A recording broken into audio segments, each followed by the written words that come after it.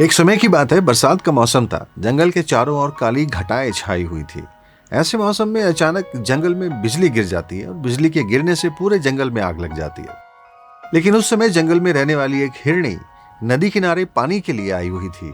अब हिरनी जैसे ही नदी में पानी पीने लगी तो उसने पानी में अपनी परछाई देखी और परछाई देखते ही हिरनी एकदम से घबरा जाती है।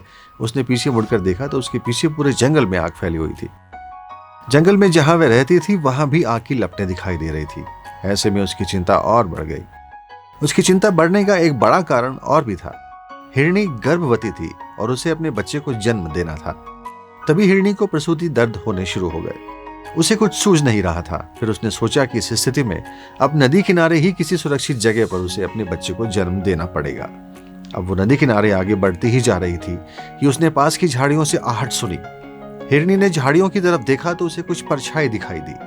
फिर हिरनी ने गौर से देखा तो झाड़ियों के पीछे एक शिकारी उसे मारने के लिए बंदूक में गोली भर रहा था। हिरनी यह देखकर और घबरा गई। शिकारी को देखकर उसे लगा कि अब वो और उसका जन्म लेने वाला बच्चा शायद ही बचेंगे। इसके साथ ही हिरनी की प्रसूति का दर्द भी बढ़ रहा था। फिर हिरनी ने सोचा कि चुपचाप दूसरी ओर भाग जाती हूँ। अब वो जैसे ही शिकारी से बचने के लिए दूसरी ओर भागने जा ही रही थी, तभी उसने उस ओर से सामने से एक शेर आता हुआ देखा। शेर भी उस हिरनी को अपना शिकार बनाने की सोच रहा था। ऐसे में बेचारी गर्भवती हिरनी चारों तरफ से फंस गई थी। एक और जंगल की आग, दूसरी ओर शिकारी, तीसरी ओर शेर और चौथी ओर नदी। अब जाए तो जाए कहां? मौत चारों दिशाओं में खड़ी हुई नजर आ रही थी हिरनी को और पेट के अंदर से एक नई जिंदगी बाहर आने को बेताब।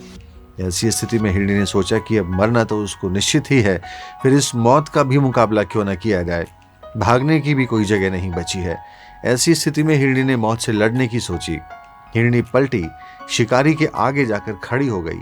फिर हिरनी ने मन ही मन ईश्वर से प्रार्थना की कि हे ईश्वर, अब तुम ही बचा सकते हो।